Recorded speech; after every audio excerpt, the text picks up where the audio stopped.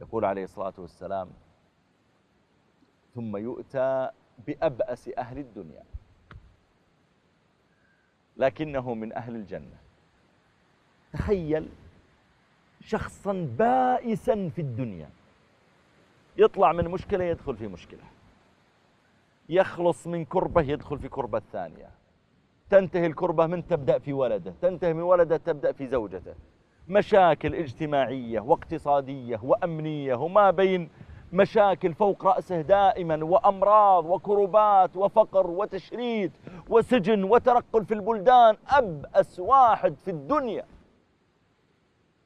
ربما يكون من قوم موسى، من قوم عيسى، من قوم إدريس، صالح، يوشع، ذي الكفل، ما ندري.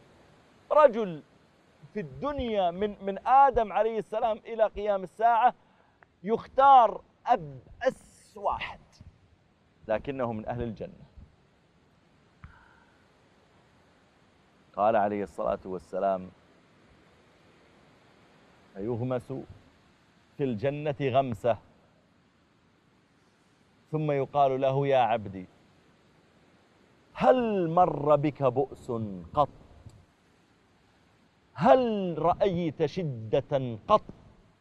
فيقول: لا يا ربي وعزتك، ما مر بي بؤس قط ولا ذقت شدة قط.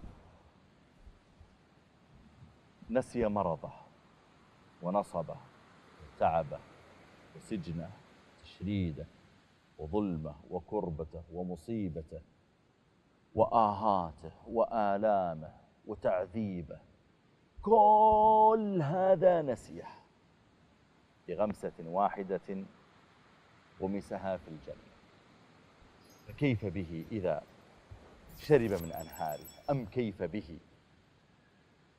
إذا تقلب في روضاتها؟ أم كيف به إذا جالس أنبياءها؟ أم كيف به إذا شاهد شهداءها؟ أم كيف به إذا تزوج من نسائها؟ أم كيف به إذا نظر إلى وجه ربه جل وعلا فيها؟